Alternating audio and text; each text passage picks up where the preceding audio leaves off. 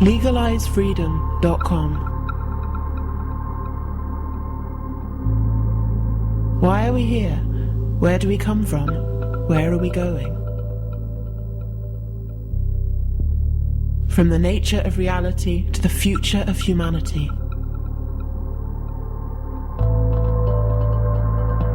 Beyond politics, poverty and war. LegalizeFreedom.com.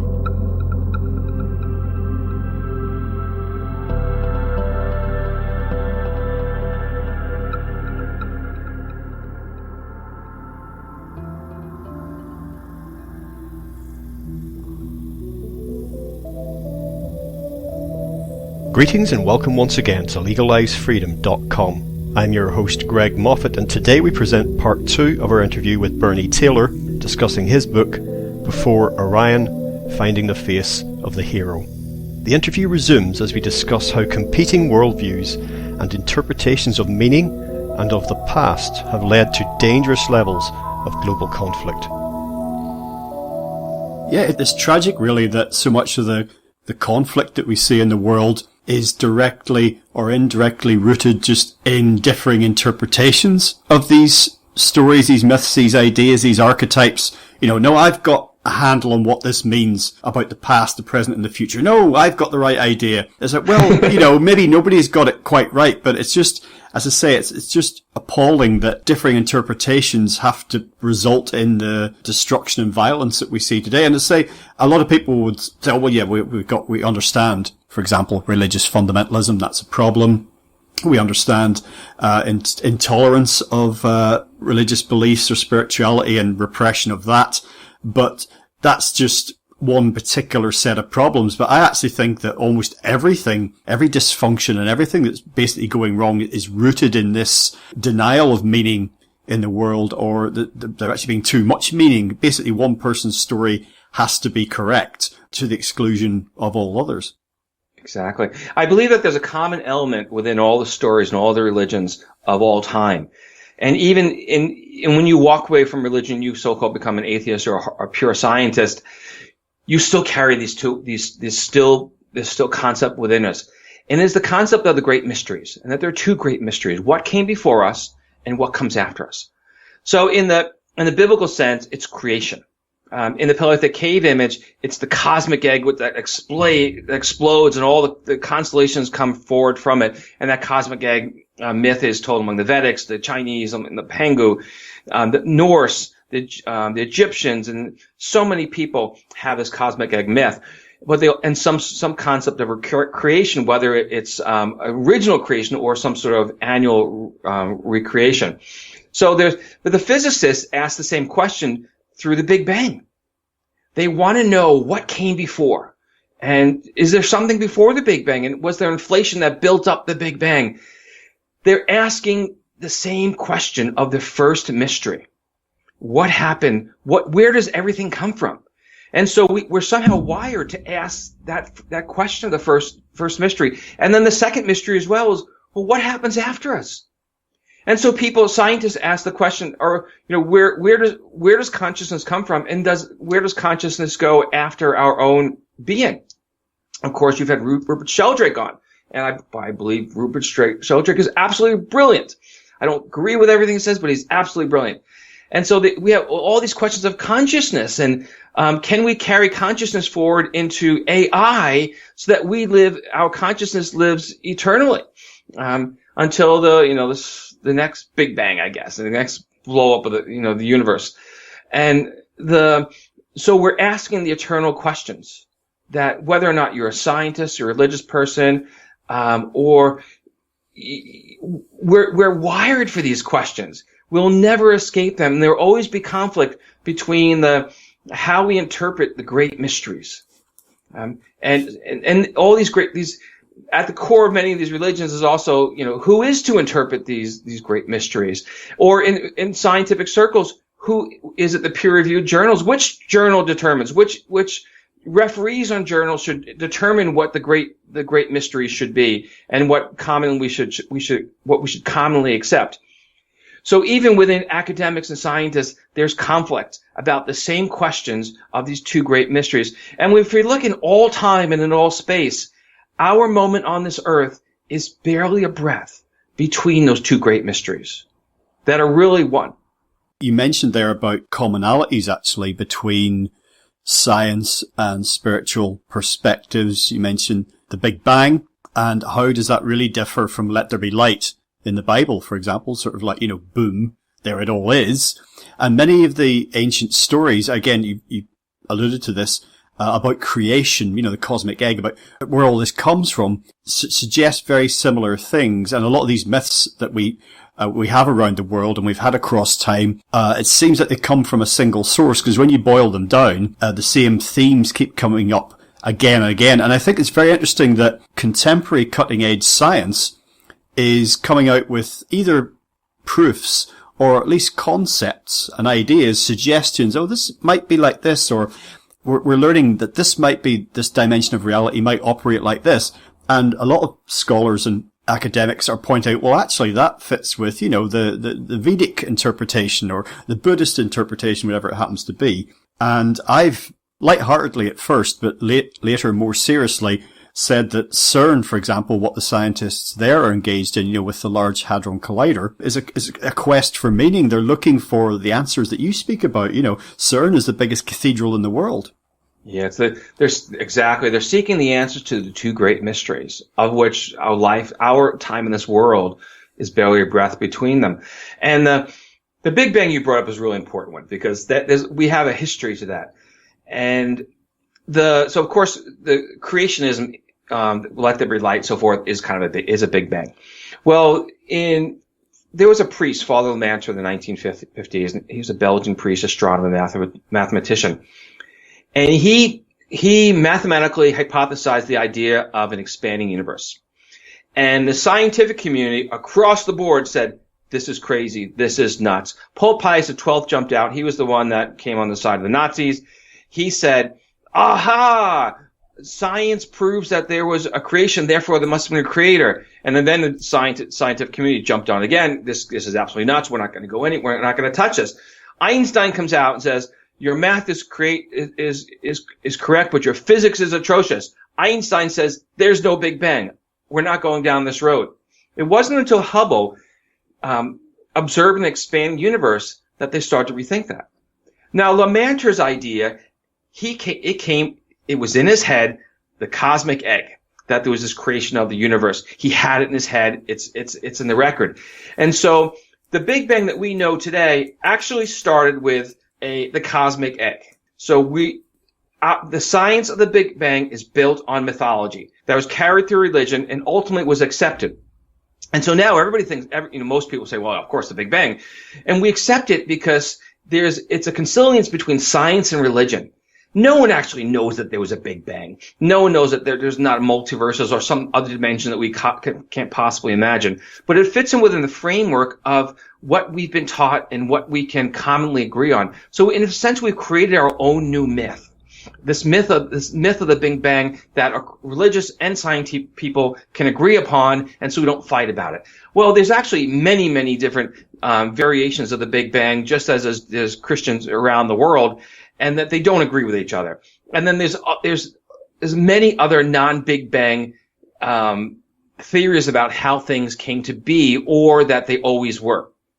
And of course, they pop up in the journals here and there, and people poo-poo it because, we kind of have an agreement. Let's stick to the agreement so everybody kind of is on the same page and we can teach this in schools. But the Big Bang started from the cosmic egg, and there's a direct line between them. We can't escape from these myths. They're wired in us. We want to find out what came before and what came after the great mysteries, and how do we communicate with each other within that framework. The sets change, the costumes change, but the stories remain the same. And this same dialogue that we're having today, I believe the ancient Greeks had it in the temples, and that they challenged each other with the same questions in a different medium because they didn't have Skype. And in tens of thousands of years, it'll be something completely different. But they're still going to tax themselves with the same questions. And my guess is they're not going to be working on 34,000 years ago. They're going to be working on hundreds of thousands of years ago. They have evidence that sorts out the dots between them. So since the release of my book, Before Orion, Finding Face the Hero, I've pushed the record of psychology and intellectual development of mankind from 45,000 years ago back to 34,000 years ago. 30,000 years ago, 30,000 years that were a mystery to us before, and not a mystery of the what before, what after, but a psychological mystery, and lots of speculation about knuckle dragging cavemen that, there's a few one-offs that, made some interesting cave art. But we haven't changed. And so what is our future? One thing we can learn is that since psychologically we're not going to change. We're still going to have the same mission. There's always going to be bullies, and there's always going to be damsels in distresses, and heroes, and the mother child, and the teacher and the apprentice, and the shaman, spiritual leader who's the wizard or the Jedi, the Yoda in modern times. We'll always have these characters, and these characters will always revolve around in our circles, in both in our literature, in our movies, and in our personal lives. And because we will always have them, there will never be some great utopia civilization. How do we then keep the dialogue going that we have differences, and we will always have differences, and that we have to respect that we're not the same. The hero can also be the bully. Don Corleone, the mafia boss, it's all about the family. But then again, he was the bully to other people. Outside of his family circle. So you can be the bully, you can have the bully and the family man, the hero at the same time. And animals have the same thing. They protect their own. And so going forward in our world, in our great civilization, our great experiment, we have to continue the dialogue and the discussion and recognize the differences that will always be there, and we will never become one molded form. Well, one silly little point I just want to mention in passing. You were talking earlier about this guy, Lemaitre, with regard to the Big Bang Theory. Many years ago, I used to buy stage pyrotechnics and fireworks from a company called Lemaitre. Uh-huh. And I used to wonder, I just think, I guess maybe there's some guy called Lemaitre who founded the company or something. But when I read your work, I thought, hang on a minute, they're selling fireworks. It's called Lemaitre, it's because of the Big Bang. And, that was I don't know if that's the case, but I just thought, I bet that's the reason. That's good. It probably is the connection. So, and the Hubble telescope was, of course, named after Edwin Hubble. Mm-hmm. And, some people say, it should have been really the Lemaitre telescope because that's where it came from. But yeah, the Big Bang, yes, it's probably what it was. So someone was very clever about that. Yeah, and I'd read something relatively obscure. We're talking about conflicting worldviews and ideologies, touched upon that several times actually, but with regard to your own work, or maybe some of the circles that you've moved in since you started presenting your research and your ideas, I've interviewed people such as the aforementioned Graham Hancock, also people like Robert Schoch, Michael Cremo. These are people with what would be gently called divergent ideas about human history and the origins of life and the earth and everything else. They have come across, and I have come across as well, a lot of politics and agendas and bias and egos, in fact, in the worlds of archaeology, anthropology, etc.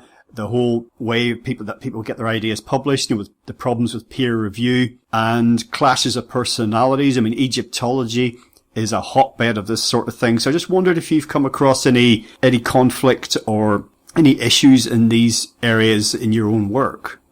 You mentioned three people. Michael Cremo has given a lot of academic scientific presentations. He's been very successful. Now, everybody in science is not on the page of Michael Cremo, but his story is out there. It just needs more evidence over more time.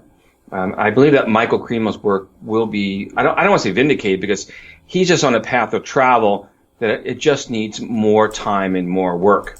And I'm not saying I'm a Cremo believer, but he's not someone that makes up stuff. When Cremo says something, his credibility is on the line as an individual. And I greatly respect the work that he puts into his work. The other two you mentioned, they do things differently. And I am an alternative to Graham Hancock and Robert Ball and Robert Ball. Those are really the two. And how they see things is that if someone doesn't agree with them, then they're hiding the truth. And they're not hiding the truth, but they just have a different perspective. Or you don't have enough evidence to prove it. And this concept of, Hawass is the Egyptian they're all pointing the finger at. Well, he's practically buried. He's been out of power for many years. And there's many thousands of other Egyptologists that just don't believe the story. And it's turned out that many of the stories that those two were selling, especially the Orion constellation theory, has pretty much been blown out of the water by so many different people in the alternative that it's past credible at this point. It's not credible anymore. But what they do is they just keep pointing over there. That person is hiding the truth from us. They're keeping it out of the schools. They're keeping it from the masses. Well, how science works is that you kick off an idea and you spread it around the communities, the different communities, and not just the scientific communities, but also you go to the alternative communities, and you talk to the schools, and you publish, and you get your voice out there, and the stuff that is real will stick. If it doesn't stick, it's probably bogus. But the answer is not to say, well, that person, they're hiding it from us, and form some sort of movement behind us. That is exactly the same thing Donald Trump did. Donald Trump said the swamp in Washington is destroying all your lives, and therefore you need to follow me because I'm going to drain the swamp. Well, of course, he gets into Washington and he just makes it a deeper swamp. But it's the same kind of a strategy. So how is it? So the other part of the question is, how is it related to me? Well, what I did was took a different approach, and I didn't blame anybody. And what I said was that there's different perspectives and there's different ways of seeing the world, and we're neurologically different. And so some people will have better artistic abilities or to see the embedded images than others who are better at counting things. And that these neurological differences between us are what makes us, as a species, absolutely fabulous, and what brought us this cave art, and that these embedded images and these stories. And so by pitching it that way, I've had open doors. My first two presentations, one was at Oregon State University, the second was at Institute for Astronomy at U of H, and so hardcore astronomers. And I've had many requests to give presentations at different places, academic environments. I just don't have the time to go, travel around the world and speak to universities. But I have many. I went into the alternative world, so-called the non-mainstream podcasts. I've done more science, we'll call it mainstream type of podcasts, than I have done alternative ones. And because people relate to psychology and astronomy and people per se, just people stories, people podcasts, because people want to hear the story. They want to learn about themselves and how they can move forward and their families, and they get tired of that person's at fault and that person's hiding the truth, because there's so much information out there today, and you don't have. Let's put the numbers out there. Science and Nature have a readership of about 350,000 each, the journals. Well, and most people read a few lines. Joe Rogan podcast has a listenership of two-hour listenership of about 10 million people. Okay, so the popular media has a much greater influence on the world than the so-called scientific literature, even in the two big journals. And most of the journals have a few thousand readers. So if you want to reach the world, it's not by arguing with Hawass in Egypt and pointing the finger of a guy who's fundamentally buried academically, but it's to put your voice out to people in a non-threatening way, and they'll listen. And almost every podcast I've been on and every place I've given a presentation, they've invited me back, and to tell more of the story and to go into the psychological aspects of this. Another week and a half, I'm giving a presentation to an entire high school. Can you imagine that? An entire high school. It's going to be recorded and we'll put it on YouTube. And we're going to talk about neurodiversity, the art of seeing different, and how one can look into these images and learn about themselves, that there are multiple perspectives, and that what we can learn about ourselves from the Paleolithic mind that is still our own. And so I haven't had pushback, but I also recognize, and I've had lots of nice emails from archaeologists around the world and anthropologists, and they invited me to come speak, and all these sort of things, and they recognize that there's a path forward, and that there was a darkness from what they couldn't figure out, some things from the past, a lot of missing pieces, and a bunch of them have just come together. And so there's a new path for them. There's a place for them to explore, and there's lots of awards out there for people in lots of caves where they can find similar images and decode the messages, especially, of course, the gesture language. I believe there's an entire language in there. I just came up with about 20 gestures. So I haven't had that pushback, but I also haven't been pointing the fingers at people to say it's their fault and they're hiding this, and mainstream is out to get us. And I'm not fundamentally, I'm not paranoid, and that's how I've had a different approach, and I have different results. And there's many other people that have had the similar approach, and as I've had, and they've had positive results. And I believe that we can all work together and move forward from some of the ideas that from the past that people have, that now that we have this teacher's edition textbook, we can see where the Egyptians got their images from and what they were originally. We can see the Greek stories and the myths. We can we don't need to guess about what the hundreds of ideas that people have. We can start connecting the dots to learn to find that message, to find it. And this is really important. And modern astronomy is based on Greek astronomy from Ptolemy, I believe about 1,800 years ago.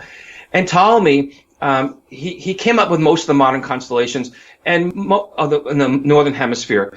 And about half of those come right out of the Paleolithic cave at El Castillo. And so we find the same characters in the same order that with Hercules, Nagia, Pegasus, Pisces, Cetus, Orion, and so forth. We find the same ones. Well, Ptolemy was also the head librarian of the Library of Alexandria. So this was the guy who had all the records from the past. And we lost those records because someone burned it. Well, there was a invasion, and they burned down the library. And so people have always said Ptolemy was a liar and he was a thief because there's many constellations he couldn't have seen because they're too far south. So where did he get it from? Well, I explain that because it was actually now from a different time that he had it when those stars are seen in that place. And so Ptolemy lost everything in the fire, and as a civilization, we almost lost everything too, except the remaining records. And so we don't want to burn down the libraries, because even though there's a lot of good information out there, but there's a lot of let's reread the books, and let's find the direction. This gallery of discs is like the original library. It's the Library of Alexandria before Alexandria, and now we can see where does Göbekli Tepe come from? Where does the Great Sphinx come from? And where does Egyptian civilization? We can actually start connecting the dots from a more distant time. Native Americans have a rich tradition, as do people in South America and Africa, Sub-Saharan and Saharan Africa. Where does their history come from? Because now there is a history that connects all these things. And I believe that it would be more beneficial to start looking at all these people and see how everything merges together in this consilience of science and religion and art and mythology among all the cultures in the world, rather than this fight over people that have really retired in Egyptology civilizations. And that's just my view, my alternative to the alternative. All the schools of academia, all the schools of thought that you've mentioned have part of the story and it's the same story. Just a quick note for listeners. I mentioned Robert Schoch. You mentioned Robert. Oh, Robert, yeah. So Robert Schoch. You mentioned Robert Bauval. Bauval is the... Bauval, yeah. He's the Orion guy. Yeah. So, actually, where he has to gain is that he can actually now look... So, the origin of the Sphinx, the Giza Sphinx, is this gallery disc in El Castillo Cave. Because it's a mix between this mythical character and the lion. I mentioned the lion is Leo. So, Robert Schoch now has a direction to go start looking about where this comes from and what it all means. And so Robert Schoch and really John Anthony West, they were trying to say that there was a civilization that was older than the ancient Egyptians, and that they were originators to the Sphinx, the Giza Sphinx. And so Göbekli Tepe kind of, is older than that, and now it's not as important because we have megaliths older than the Great Sphinx. Well, now what we have is we have a story that's a monument on the Giza Plateau that is directly connected to an image 34,000 years ago. And John Anthony West said that you can't pick and choose from Egyptology, and that there's in the line of the kings, it goes back 36,000 years.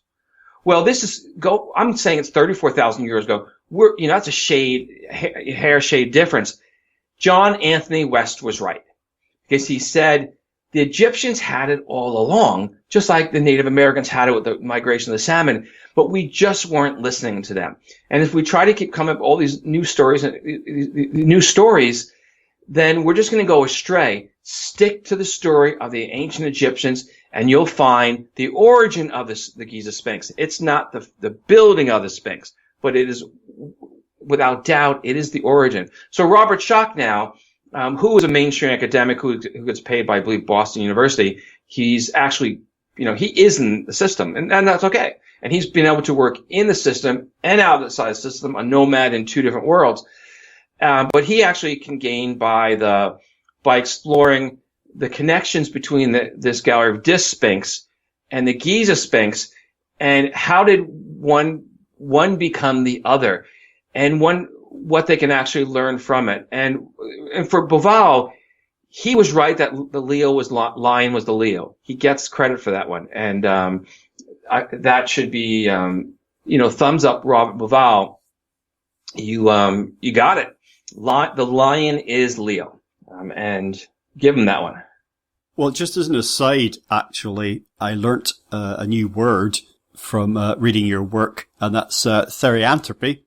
Just thinking about this in the context of the Sphinx, which we've been talking about. Yeah. And for listeners who don't know, here's a definition I found online. Therianthropy is the mythological ability of human beings to metamorphose into other animals by means of shape-shifting. It is possible that cave drawings found at Les Trois Frères in France depict ancient beliefs in the concept. The most well-known form of therianthropy is found in stories concerning werewolves, i.e. lycanthropy.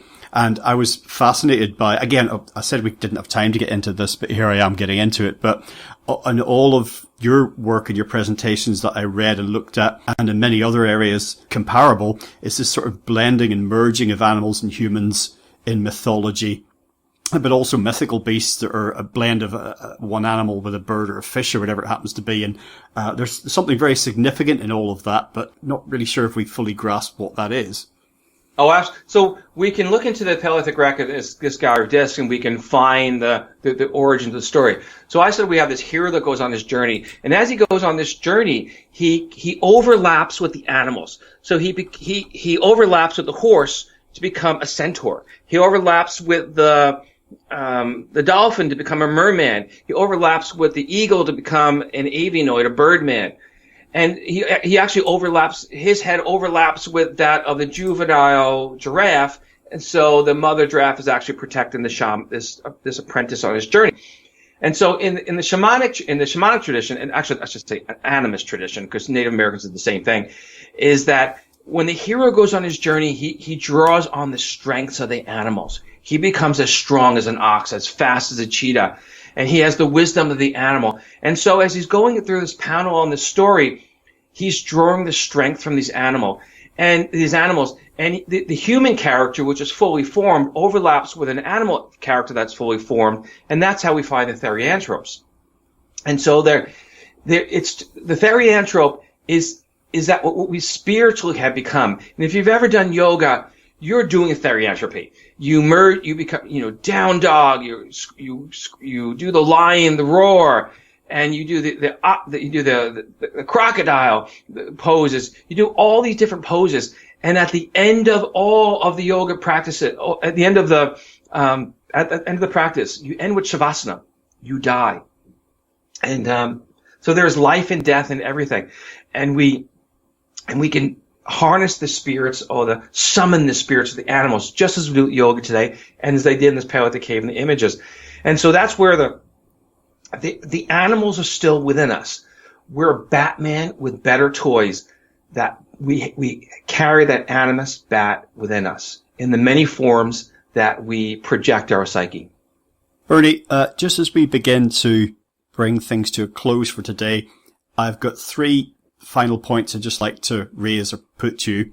I'll give you 2 in one go, so so we move things along.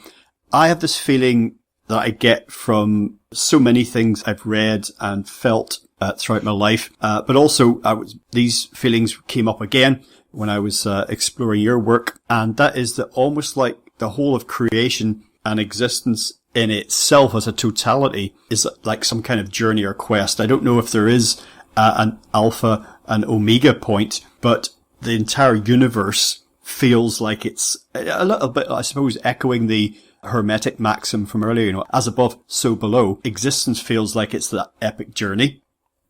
Second of 3 points is, I mentioned earlier about stuff keeps getting older and we keep rewinding and going further back. Yeah. I get the feeling, whatever your views about the conventional story of evolution of life on Earth, I just get the feeling that modern anatomically advanced humans, intelligent humans, have been around on Earth for quite a lot longer than appears in the conventional version. Well, I would say it's anatomically we've changed, but psychologically we probably haven't changed very much. And there's an example of, there's a man, and I forgot his name, but he still exists today. And he has like 15% of his brain, the same brain matter that you have.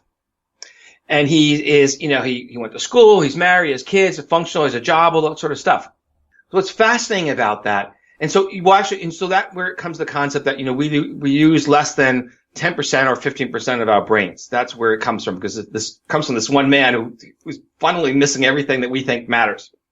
But it obviously doesn't. So we can't really look at, I don't believe we can actually just look at brain size to determine what a person could do 500,000 years ago. I don't believe it, because this man shows you don't have to have it. So I'm with Michael Cremo that things are a lot older than we could possibly imagine. And it'll just be more time that we evolve more of that evidence. But I believe that, really the big question is, why do we exist as humans? And why haven't we accounted beings like us from other planets? Why aren't there, other animals just flying our way in spaceships or some sort of portal device? I believe that humanity is unique to this planet. And this is why. It's because the female menstrual cycle is 29 and a half days on average. Okay. Which is exactly the same as the lunar cycle. And so they were something after. So chimpanzees and other apes are in sync with the light and dark cycles of the sun and the moon. And so they're up and dance, they're up and about during the full moon night, and they sleep during the dark moon night. It's just a thing. So their biological clock is timed to the light dark cycles. But what a chimpanzee can't do is tell you what's going to happen 2 lunations ahead, 2 full moons ahead. But so this is what I think what happened some point out distant past, is that there was something past a chimpanzee. And that something was a female. And that female recognized that some point in her menstrual cycle coincided with the moon. And that she walked somewhere. And then at the next time that happened, that menstrual cycle, at that point, she walked back again. And though she could actually take a journey from point A to point B and back again and be able to time it through her own biological clock and the moon. And she probably recognized that she could go find seashells under, the lowest of the low tides, and the spring tides. And she'd have more seashells, whereas at the highs of the high tide, she'd have less. And those might have coincided with her own menstrual cycle. And by being able to do that, she could then tell time. And chimpanzees are slightly off from 29.5 on average. They're about 28. And so there's some genetic difference that gave that chimpanzee 29.5 average. Probably happened millions of times, and some of them succeeded, some of them didn't, and the ones that ultimately succeeded where we come from. So then we had this lunar cycle, this lunar timing that the Native Americans have in their calendars to tell them when to hunt and to fish and so forth. But the problem is the moon is out of sync with the sun. They had to reset the moon every year. And so what they did was they timed it off some starter species of animals. And animals, indigenous calendars around the world, they typically start by some animal. The early part of the season, a migrating fish or a bird or something like that. So then they were able to reset their calendar every year with the new animal, and they had some sort of first salmon ceremony or first geese ceremony. And then the next stage that happened is people started to recognize that when the early part of the year, some certain stars appeared. And when those certain stars appeared, they started making stories about those stars. And ultimately, those stars became the constellations. And the first ones are probably Sirius as a dog, Ursa Major as a legged animal, Orion as some sort of a hunter, and Pleiades as a group of people. Typically women. Because around the world, those four groups are, it's not everybody around the world has them, but it's like 60% of the world has components of those four. And so through that, we started to tell stories of people who traveled through the night sky, and we found a great beyond in there. And of course, the highest point on the earth to reach them are the high mountains, and that gives us these cosmic mountains. And you go around the world, everybody's got a cosmic mountain. If they're on a plane, they build a cosmic mountain so that they can speak to the great beyond. And so where do we come from? And evolution is your question. I believe it's time to the astronomical bodies. And if on a different planet, in a different space, if they don't have their menstrual cycle timed to the moon, they'll never make that connection between the cycle of the being with the cycle of time itself. And then they remain as chimps or beetles or fish, that they react physico-chemically to the light and dark cycles without being able to see the future or reflect on the past in a timing way. So I wrote a paper on that for an astronomical journal about 14 years ago. And I asked the question, are there geese on Cygnus, on a distant planet Cygnus X? And Cygnus X's planet was slightly off timing from the Earth. That its moon was slightly off timing with the Earth. And so it couldn't have the same cycle. So it would be a different time frame. And that we couldn't, I don't believe that there is life, thinking life, in an infinite universe, anything's possible, but I don't think there's thinking life in anything near close to us. And I don't think we're ever going to see it, because time is the difference. And you have to have something to make the connection to the two. And I believe it was first the moon, with the menstrual cycle of the female, and then it was the stars. And if you don't have it, life would have had to evolve, thinking life, timed life, where people can see the future and reflect on the past, would have happened some other completely different way I can't imagine. But so this all ties back to the evolution of man, my work does. And Biological Time, I wrote a little bit more about that. But we're on a journey that we're hurtling through space on our experimental planet, and we'll see where we end up in a few million years. Well, you actually touched upon a whole other subject for a whole other day and a whole other show there, which is the fact that life on Earth is dependent on the moon, which is particularly interesting because in many ways the moon does not make sense. The moon should not be there. It defies astronomical logic. But as I say, that's for another day. Final point then, Bernie, before we finish, and you've alluded to this and touched upon this several times throughout our talk. What do you feel the core of your work that we've been drawing out here, what do you feel the relevance is for our time going forward, the implications for our future if we're to have a future? Well, I believe that we will have a future because we've had many setbacks in the humanity of man. But I believe the future will be different. I believe there'll be winners and losers. 12,000 years ago, cave art ends in Europe. At the same time, it shows up in a big way in the Greater Sahara, whereas there was no cave art in the Sahara before, rock art in the Sahara beyond that. And of course, the Sahara is the size of the United States, but it's also now the greatest art gallery in the world. And 12,000 years ago, when they arrived on the Sahara, they started etching out images of hippopotamus and alligators and giraffe and rhinos and all these animals that we today don't find in the western northwest Africa. We don't find them there today because it's arid land. And on the coast, we killed them off on the coast, but we don't find them in the Sahara because it's arid. But you can walk for weeks now through the Sahara and come across a rock art image of an alligator. And so I believe that the Paleolithic artists left Europe 12,000 years ago. They went on the move. They found greater abundance of animals in Western North Africa, and that's where they remain to this day. Those people, those great artists. And so the lesson to be learned is that the world will always change. And 12,000 years ago, the Greater Sahara was huge lakes, greater than the Great Lakes in the United States. And the world keeps changing, and the climate keeps changing. There's no such thing as climate change denial because it's always changing. I'm not talking about weather from the year, but over thousands and tens of thousands of years and hundreds of thousands. And there'll be winners and losers, and that being on the move and exploring new places and coming back to tell this story is how we will continue on to be successful as a species.